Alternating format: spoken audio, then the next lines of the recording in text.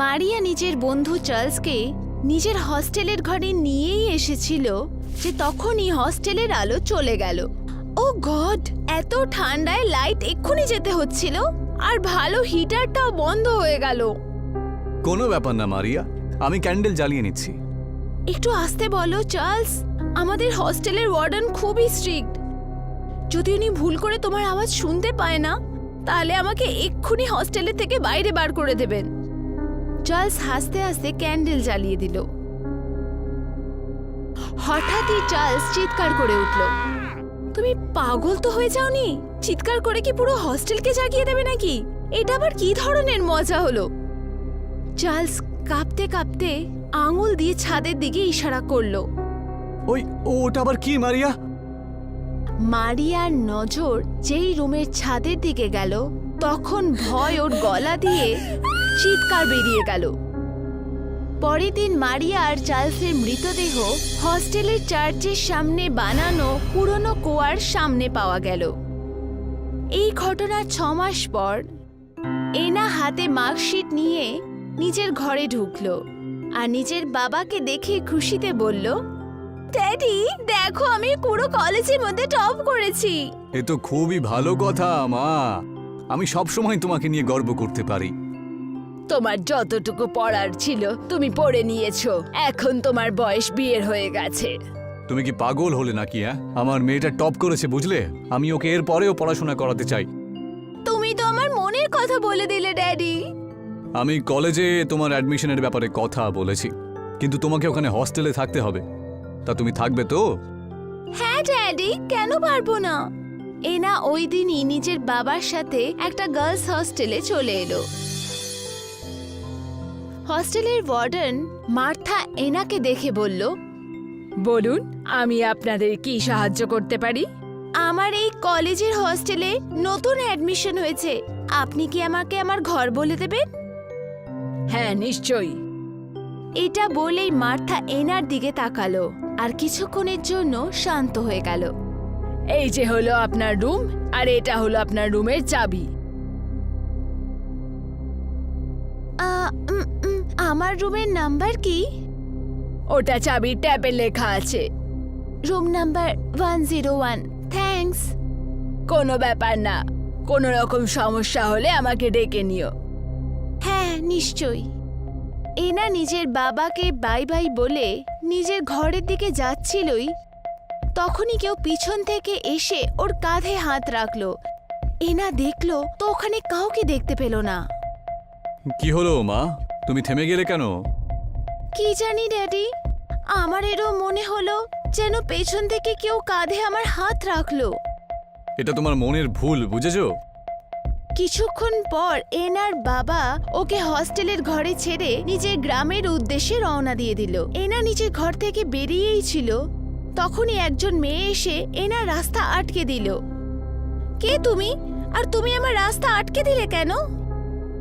আমার নাম জুলিয়া। তুমি রুম নাম্বার 101-এ শিফট হয়েছো না? হ্যাঁ, কিন্তু তুমি কেন জিজ্ঞেস করছো? ওখানে থেকো না, না হলে মৃত্যু তোমার নিশ্চিত। কি বাজে কথা বলছো তুমি? তুমি আসলে কে? তোমার এই কথা জেনে কোনো লাভ হবে না। তোমার আমার কথা মন দিয়ে শোনা উচিত। যত তাড়াতাড়ি সম্ভব ওই ঘরটা ছেড়ে দাও, এরপরে তোমার ইচ্ছা। এনা রেগে গিয়ে আগে এগিয়ে গেল আর বিড়বিড় করতে লাগলো। নিজেকে মনে কি করে এই মেয়েটি? এইটুকু বলে এনা যেই পেছনে ঘুরিয়ে তাকালো তো ওখানে জুলিয়া আর ছিল না। ও আবার কোথায় অদৃশ্য হয়ে গেল? এনা নিজের ঘরের দিকে চলে গেল। এনার রুমের ব্যালকনি থেকে চার্চের সামনের কুয়া খুব পরিষ্কারভাবে দেখা যেত।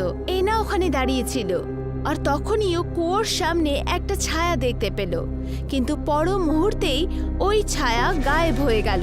এনার হঠাৎই খুব ঘুম পেল আর ও যখনই পেছনে ঘুরে তাকালো তো পেছনে জুলিয়া দাঁড়িয়েছিল, যে চোখের পাতা না নাড়িয়েই এনাকে দেখে যাচ্ছিল। আর ওকে দেখে না জানি এনার কেন গায়ের লোম খাড়া হয়ে গেল। ও ভয় পেয়ে কাপা গলায় বলল, আসলে তুমি কে? আর তুমি কখন চুপি চুপি আমার ঘরে চলে এলে? তোমার পায়ের আওয়াজও আমি শুনতে পেলাম না। তখনই হঠাৎ জুলিয়া আবার অদৃশ্য হয়ে গেল। আরে ও আবার কোথায় চলে গেল? কিছুক্ষণ আগেই তো এখানে ছিল। আরে এসব হচ্ছেটা কি? এই যা কিছু আমি দেখছি তা কিছু সত্যি নাকি আমার ভুল ধারণা?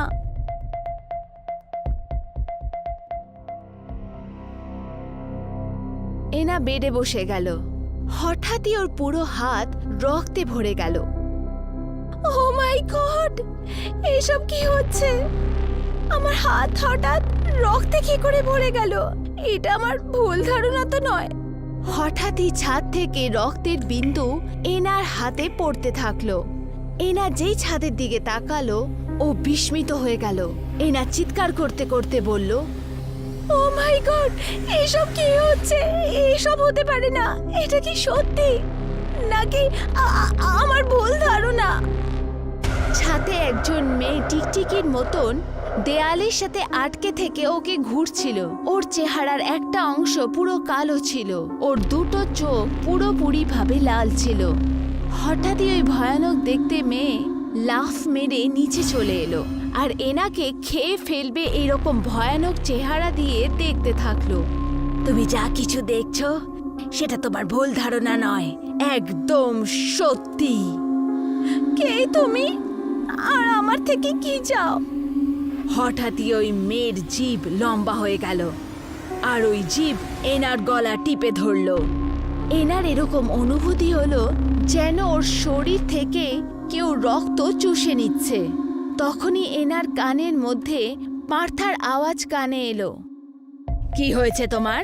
তুমি কি কানে কালা? আমি এতক্ষণ ধরে তোমায় ডাকছি, তুমি কোনো উত্তরই দিচ্ছ না, একদম শক্ত হয়ে দাঁড়িয়ে আছো। হঠাৎই এনা নিজেকে একলা দেখতে পেল। ও খুব দ্রুত মার্থার দিকে ঘুরে তাকালো। কি হয়েছে? এনা একই নিঃশ্বাসে মার্থাকে সব ঘটনা বলে দিল।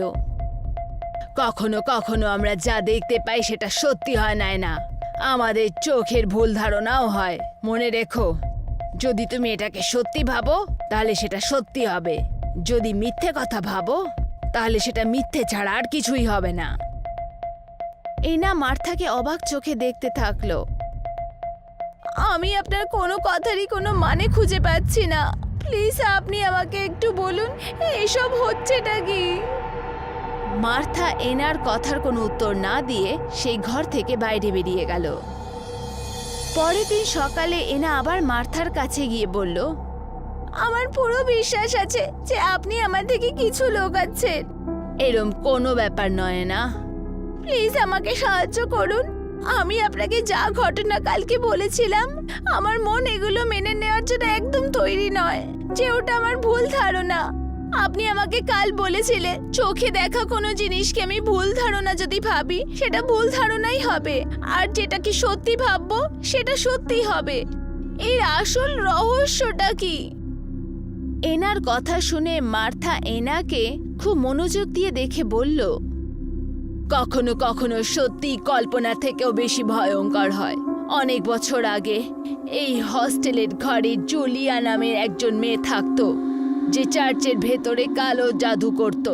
একদিন হস্টেলের প্রথম ওয়ার্ডেন যে তার নিজের চোখ দিয়ে জুলিয়াকে একজন নিরীহ বাচ্চাকে বলি দিতে দেখে, মেরে ফেলার পরে মৃতদেহকে চার্চের সামনে বানানো কুয়োর মধ্যে ফেলে দিত, আর রেগে গিয়ে লোকেরা জুলিয়াকে জ্বলন্ত পুড়িয়ে মেরে ফেলে। এনা ভয়ের চোখে মার্থার দিকে তাকালো। যদি সেরকমই ব্যাপার হতো, আপনি আমাকে সেই ব্যাপারে আগে কেন বলেননি? এই ব্যাপারে হস্টেলে কেউ কোনো কথা বলে না। কথায় আছে, যেই জুলিয়ার ব্যাপারে আলোচনা করে সে বেঁচে থাকে না। মার্থা এটুকু বলেই ছিলই, তখনই এনার ঠোঁটের মধ্যে রহস্যময় হাসি চলে এলো।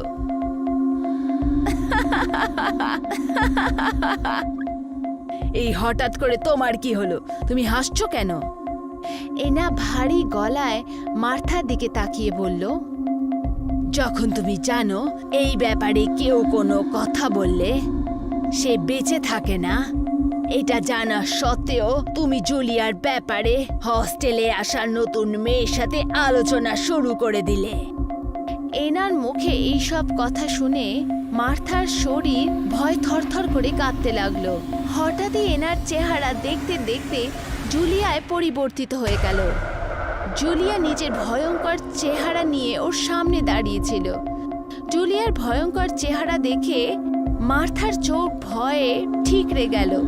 ও তোতলাতে তোতলাতে ওর দিকে তাকিয়ে বলল,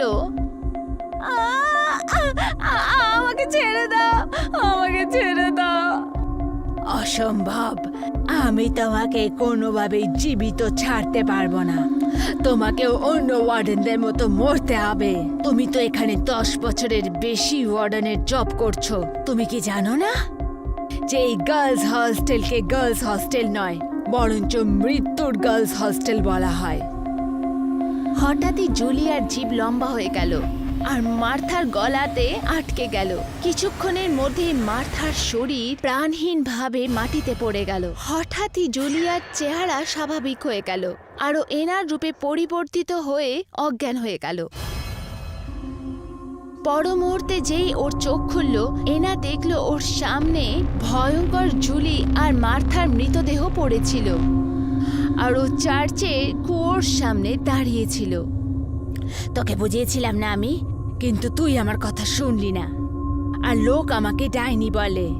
ওরা ভেবেছিল ওরা আমাকে শেষ করে ফেলেছে, কিন্তু বোকা, ওরা এইটুকুও জানে না যে আমি এখান থেকে কখনো যাইনি। আমার আত্মা ওই কুয়ো আর ওই রুমের সাথে জুড়ে আছে। তুমি কি মার্থাকেও প্রাণে মেরে ফেলেছিলে? কারণ এই রহস্যকেও রহস্যর মতো করে রাখতে পারেনি, এই জন্য মারা গেল। কিন্তু তুমি চিন্তা করো না, তোমাকে তো এমনিতেও মরতে হবে, কারণ আমি তোমাকে সাবধান করেছিলাম যে আমার ঘরে থাকার সাহস করো না। হঠাৎই জুলিয়ার চোখ রক্তবর্ণ হয়ে গেল। তখনই এনার কানে মার্থার বলা কালকের কথাগুলো আবার শুনতে পেল। তুমি শুধু একটা ভুল ধারণা, আর কিচ্ছু না। তুমি তো প্রথম থেকেই মৃত, তুমি আমার কি ক্ষতি করতে পারবে? এটা বলেই এনা একদম দেরি না করে খুব দ্রুতভাবে জুলিয়া চেয়েও ওকে পেছন থেকে ধরতে পারল না। এনা দৌড়ে হোস্টেল থেকে বাইরে বেরিয়ে এলো। এনা এখনো ওই মৃত্যুর গার্লস হস্টেলকে ভুলতে পারেনি।